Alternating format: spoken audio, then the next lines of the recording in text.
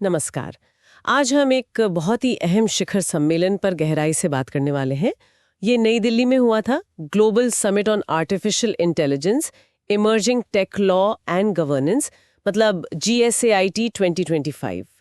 हमारे पास इस इवेंट से जुड़े कुछ खास अंश हैं और हमारा मकसद है कि इसकी जो मुख्य बातें हैं और खासकर वो नई दिल्ली अकॉर्ड जो सामने आया है उसको थोड़ा समझें। हाँ बिल्कुल।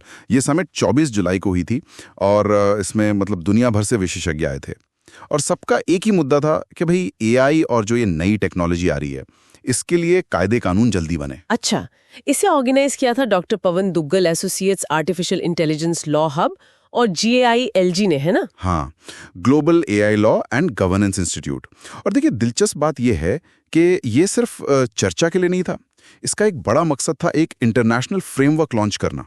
वो नई दिल्ली अकॉर्ड। हाँ वही, नई दिल्ली अकॉर्ड।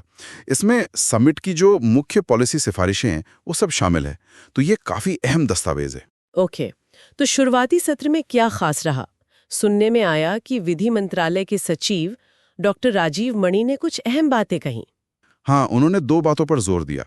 एक तो प्रोएक्टिव सेल्फ रेगुलेशन, मतलब इंडस्ट्री खुद ही नियम बनाए आगे बढ़कर, और दूसरा था minimal enabling regulation. Minimal enabling regulation, इसका मतलब क्या हुआ? मतलब कम से कम नियम। हाँ, मतलब सरकार का दखल कम हो, इतना हो कि बस टेक्नोलॉजी का गलत इस्तेमाल रुके, पर जो इनोवेशन है, नई खोजें हैं, वो बढ़ती रहे, रुके नहीं। समझ गई। मतलब एक तरह का संतुलन। बिल्कुल, संतुलन साधना। और सांसद डॉक्टर रविंद्र नारायण बेहरा ने भी कहा कि भारत को एआई स्पेसिफिक कानून जल्दी चाहिए। हाँ, उन्होंने भी फौरी जरूरत बताई। और देखिए, सम्मेलन के अध्यक्ष डॉक्टर पवन दुग्गल ने तो 10 लीगल प्रिंसिपल्स भी दिए। 10 सिद्धांत किस लिए? ये सिद्धांत ग्लोबल और नेशनल लेवल पे एआई कानून कैसे बने उसको एक दिशा देने के लिए हैं। और उन्होंने भी इसी संतुलन की बात की। निगरानी जरूरी है पर इनोवेशन भी उतना ही जरूरी है। ये संतुलन वाली बात बार बार आ रही है। हाँ, क्योंकि यही सबसे बड़ा सवाल है।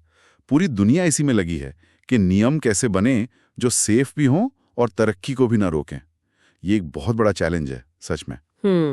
अच्छा, सम्मेलन में 6 डिटेल्ड सत्र भी हुए थे, है ना? उनमें किन बातों पर फोकस था? हाँ, 6 सेशन थे और काफी गहरे मुद्दे उठाए गए, जैसे एआई कानून और पॉलिसी में क्या चल रहा है दुनिया भर में, एआई की जवाबदेही कैसे तय होगी, देनदारी किसकी होगी। ये तो बहुत मुश्किल सवाल है। बिल्कुल। फिर एआई और साइबर सुरक्षा, हमारे मौलिक अधिकार एआई के जमाने में कैसे बचेंगे, क्वांटम कंप्यूटिंग, मेटावर्स, मतलब बहुत सारे जटिल मुद्दे थे। क्वांटम कंप्यूटिंग और मेटावर्स भी, मतलब भविष्य की टेक्नोलॉजी पर भी बात हुई। हाँ बिल्कुल, इन सत्रों में यही सब बहस हुई कि ऑटोमेटिक सिस्टम गलती करे तो जिम्मेदार कौन, मौलिक अधिकारों का क्या होगा, और ये जो डिसेंट्रलाइज टेक्नोलॉजी आ रही हैं जैसे ब्लॉकचेन वगैरह, हाँ, उनको कानूनी दायरे में कैसे लाएं। और इसमें सिर्फ भारत ही नहीं, स्विट्जरलैंड, ब्राजील, स्पेन, अमेरिका, कई देशों के करीब 40 से ज्यादा ग्लोबल थिंकर्स शामिल थे। तो काफी इंटेंस चर्चा हुई होगी इन सत्रों में। हाँ बिल्कुल। जैसे एक बहस थी कि सेल्फ ड्राइविंग कार से एक्सीडेंट हो तो कौन जिम्मेदार, कार बनाने वाला, सॉफ्टवेयर वाला या मालिक। मतलब जवाबदेही तय करना आसान नहीं। सही बात है। और इन सब चर्चाओं का नतीजा निकला नई दिल्ली अकॉर्ड, राइट? एग्जैक्टली।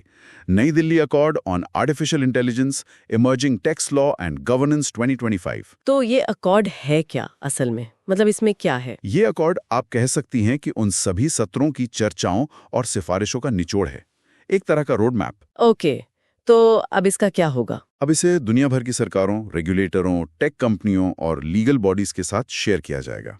हाँ। और एक खास बात यह है कि भारत सरकार का जो विधि और न्याय मंत्रालय है, हाँ। उसके विधायी कार्य विभाग का इसे समर्थन मिला है। तो इससे इसका वजन और बढ़ जाता है। तो ये भारत के लिए भी काफी अहम है, मतलब ग्लोबल लेवल पर। हाँ बिल्कुल, ये दिखाता है कि भारत टेक गवर्नेंस पर ग्लोबल बातचीत में एक लीडिंग रोल निभा रहा है। हाँ। और इस अकॉर्ड के 6 पिलर्स हैं, मतलब 6 मुख्य स्तंभ। जैसे साइबर सुरक्षा, डेटा गवर्नेंस, एआई एथिक्स यानी नैतिकता, कानूनी जवाबदेही, इंटेलेक्चुअल प्रॉपर्टी राइट्स और कैपेसिटी बिल्डिंग। ये सब भविष्य के कानूनों के लिए एक तरह से गाइडलाइंस दे सकते हैं। समझ गई।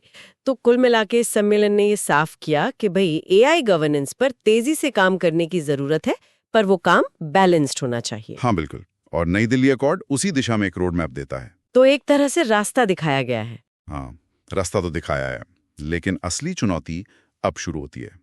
सबसे बड़ा सवाल अब ये है कि ये जो ग्लोबल सिफारिशें हैं, इनको अलग-अलग देश अपने कानूनों में कैसे उतारेंगे? हाँ, ये तो मुश्किल होगा। बहुत।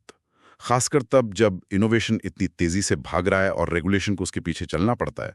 तो क्या ये अकॉर्ड वाकई जमीन पर कुछ बदल पाएगा? ये देखने वाली बात होगी। बिल्कुल, ये एक अहम सवाल है जिस पर आगे भी नजर रखनी होगी।